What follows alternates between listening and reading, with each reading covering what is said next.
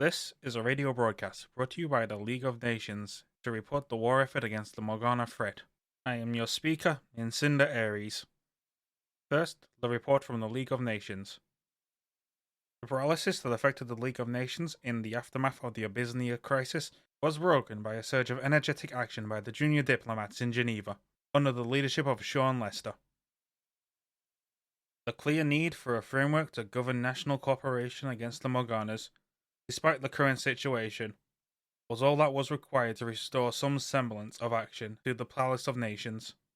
Germany, Italy, and Japan augmented their unofficial delegations as well, recognizing the need for some kind of co-belligerence. The INPF is on the way to becoming a recognized part of the world's war against the Morgana, with all the attendant benefits this may bring, instead of an ad hoc or de facto organization. The ability of the League to forge future and more lasting consensus remains subject to debate, however. The inertia, and perhaps the fatalism, of the leadership in Geneva may be the largest block. Now to Italy, the leading contributor to the League of Nations war effort. Italy benefited from the relative security provided by the French and the British presence in the Mediterranean, enabling the Regia Marina to project its power into the Red Sea. Morgana raids around the Horn of Africa weren't merely disrupted, they were shattered. Enemy access to the Red Sea and the Suez Canal was sharply restricted by the end of the week, earning Italy gratitude from the United Kingdom, whose emphasis on defense of the British Isles left trade lane protection significantly overstretched. Moreover, the Morgana salvage collected around the Somaliland coast may ultimately be a vital source of revenue and investment for the Mogadishu, and plans to build a modern shipyard and industrial base in Ethiopia suddenly began to seem almost feasible, for better or for worse. Mussolini's grip on Eastern Africa has never seemed stronger. And in a week when the wider world seemed in danger of falling apart, the Italian Empire can be said to have improved its global reputation for competence and decisive action. One perhaps unavoidable consequence is that the Italian public is more dismissive of the League of Nations and its various enterprises than they were in August. If the empire has gained prestige, the people who tried to hold the empire back have been discredited, at least for now. And now, the report from the United States, the second leading contributor. The United States held its own in the first week of the conflict, scoring perhaps the first organized decisive victory against the new arrivals. Morgana's sneak attack on New York, popularly known to some quarters as the Battle of Bell Harbor, after a period of sustained bombardment of a suburban neighborhood in Queens, was thoroughly repulsed, in what may have been the initial manifestation of the famous USS Recruit. Bells are now all the rage in the United States, instant symbols of both glamour and heroic service, and a great deal of that public admiration has been fostered by Hollywood, which is already preparing dozens of new productions based on the careers of the Bells.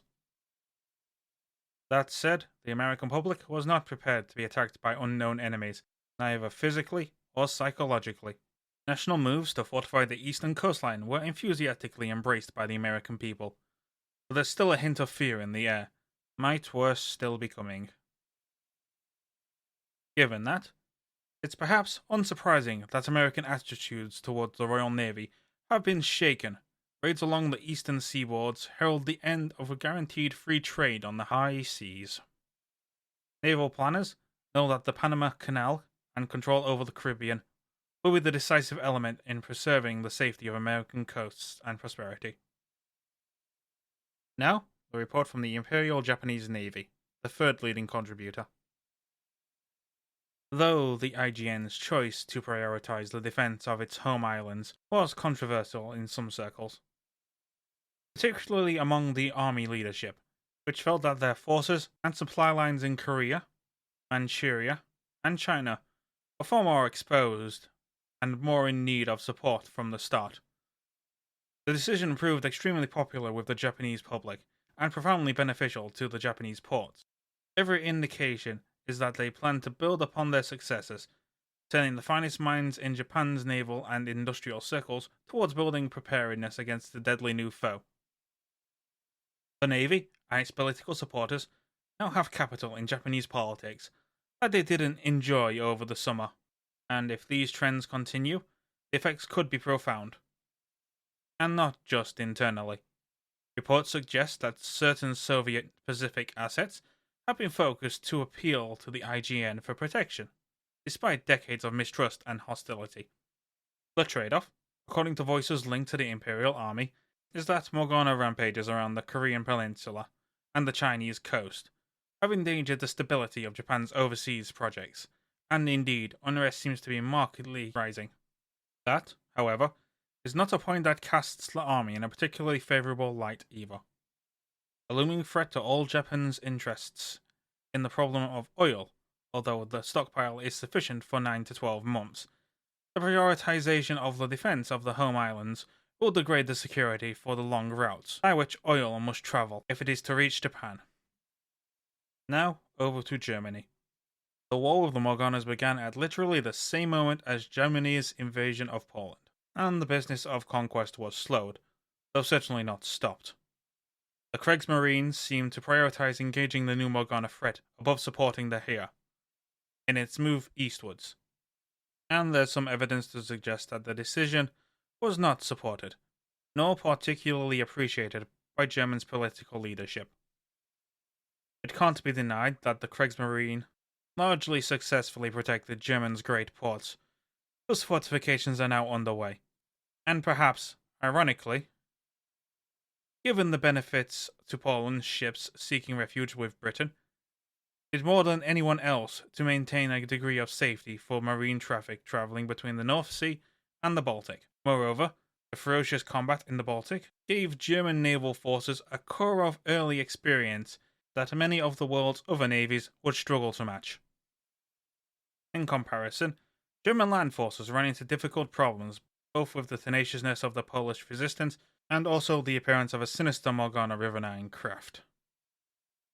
It's possible that the Kriegsmarine has managed to exacerbate inter-service rivalries and to alienate their paymasters, even as they distinguish themselves at sea. Now over to France, the fifth leading contributor to the League of Nations, where Italy's defense of its overseas holdings seems to have been a gamble well rewarded by the turn of events. France's feverish battle for its European heartland yielded more complicated results. Their Atlantic ports were spared the worst of the Morgana's depredations through the truly heroic efforts of her defenders, but the picture in the Mediterranean was more complicated. There, French defenders seemed to be luring Morganas away from Italian waters as much as anything else, and French interests in the colonies, perhaps particularly the French Antilles, were badly severed. International trade, particularly along transatlantic routes, slowed to a trickle. The unexpected threat seemed to have permanently suspended any attempts at the rescue of Poland as well. Perhaps more dangerous still on the peripheries now. There's a fear of discontent, or they to be left defenseless, while the nation's defenders patrol outside Bordeaux. For all that, there were positive signs. France has been inspired to turn its energies towards preparedness. Systemic work has begun to improve the nation's coastal defences, and French industry has begun to urgent discussion on how the Marine Nationale might best be served. The cohesion of the Francophone world may have been bruised, but the war is not yet lost. Now over to the United Kingdom, the sixth contributing nation. Early decisions by the Admiralty to prioritise the defence of the British Isles above all else led to difficulties and ineffectiveness in trade line protection.